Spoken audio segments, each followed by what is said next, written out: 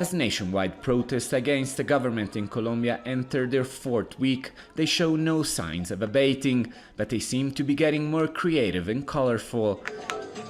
Unions, students, indigenous groups and others continue to march and dance for change.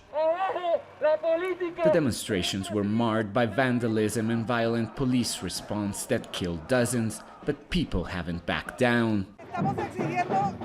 We continue demanding guarantees to protest safely and that the government respects Colombia's youth who are demonstrating in the streets because they want a new government model, a new system that will respond to the needs of the poor and the marginalized in Colombia. The demonstrations, originally called against a now cancelled tax plan, have expanded to include demands like a basic living income and police reform. Protest leaders have begun discussing their demands with the government, but formal negotiations have yet to start, while deadly confrontations with the police continue at night in a number of cities. The government wants roadblocks that have paralyzed the country's economy to be lifted before negotiating. In return, they are promising to make some concessions.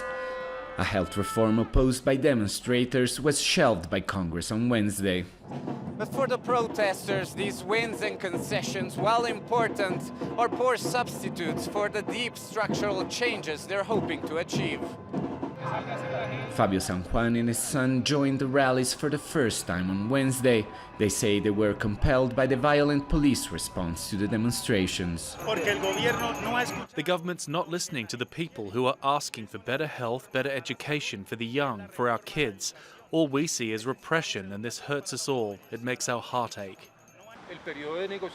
Some political analysts say the level of repression has helped unify and strengthen the resolve of a diverse group of demonstrators. And so the protests now have the upper hand on the government. They have the upper hand in terms of the narrative, they have the upper hand in terms of the street, and now the government is trying to find ways it can de-escalate the protest, reduce intensity, and dissuade blockades from continuing.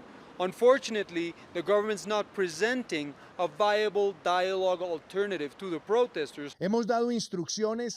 A complex tangle to unravel for a Colombian president that appears to be increasingly isolated and weak as demonstrators vow to carry on. Alessandro Rampietti, Al Jazeera, Bogota.